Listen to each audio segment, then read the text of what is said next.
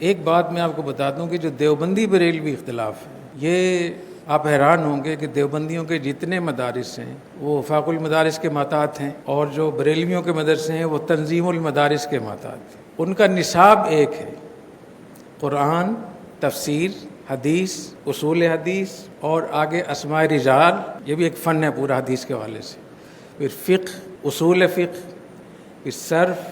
نحو، منطق، فلسفہ اور ادب عربی، اور اس کے ساتھ ساتھ عقائد، جو عقائد کی کتابیں ہیں نا وہ، تو یہ سب ایک ہے، کہیں بھی کوئی فرق نہیں ہے۔ آپ حیران ہو جائیں گے بالکل، اگر کسی کا نصاب تعلیم جس میں قرآن حدیث سے لے کر سب چیزیں ایک ہی ہوں اور کوئی فرق نہ ہو، اور یہ 600-700 سال سے چلا آ رہا، اور ابھی تک بھی ایسے ہی۔ ابھی جب میں بات کر رہا ہوں 27ویں شب ہے 1444 ہجری، 17 اپریل 2023، اس تاریخ تک ان دونوں مکتب فکر کا نصاب تعلیم مکمل،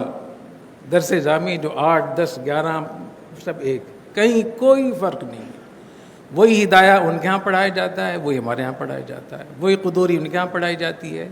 وہی شرح العقائد ہمارے ہاں پڑھائی جاتی ہے، وہ ان کے ہاں پڑھائی جاتی ہے، وہ تفسیر جلالین اور تفسیر بیضاوی ہمارے ہاں پڑھائی جاتی ہے، ان کے ہاں سیاہ ستہ ان کے ہاں پڑھائی جاتی ہے، ہمارے ہاں پڑھائی جاتی ہے، وہی صرف نہ وہی فقہ، حتیٰ کہ امام بھی ایک ہے۔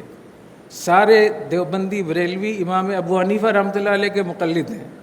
تو یہ اختلاف کہاں سے آیا؟ پھر میری بات سمجھ رہے ہیں؟ اس سے معلوم ہے کہ مفتی شفیع صاحب رحمۃ اللہ علیہ کا جو مشن تھا وہ بالکل صحیح تھا، اس کو ہمیں آگے لے کر چلنا چاہیے۔ اور کچھ بھی نہیں ہوتا ہے، تبلیغی جماعت کا کوئی اس میں بینر لگا ہوا ہے کہ دیوبندیوں کی، بریلویوں کی، جو بھی جاتا ہے نہیں جاتا،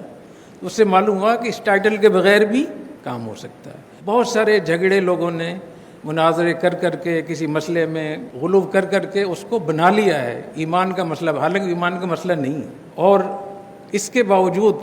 ایک نصاب ہونے کے بعد پھر بھی اختلاف ہوگا، لیکن وہ اختلاف علمی اختلاف ہوگا۔ وہ جو صحابہ کرام میں اختلاف تھا، مجتہدین میں اختلاف تھا، تبع تابعین میں تھا، وہ اختلاف رحمت ہے۔ حضرت عمر بن عبدالعزیز رحمہ اللہ تعالیٰ، جن کو خلیفہ راشد بھی کہا گیا ہے، وہ فرماتے تھے کہ مجھے صحابہ کرام کے اتفاق سے اتنی خوشی نہیں ہوتی جتنی ان کے اختلاف سے خوشی ہوتی ہے۔ جب صحابہ کرام میں کوئی اختلاف ہو جاتا ہے تو آپشن ہمارے پاس زیادہ ہو جاتے ہیں،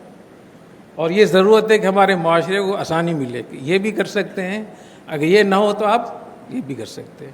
تو اس اختلاف کو تو انجوائے کرنا چاہیے تھا ہمیں، ہم نے اسی کو لڑائی کا ذریعہ بنا لیا۔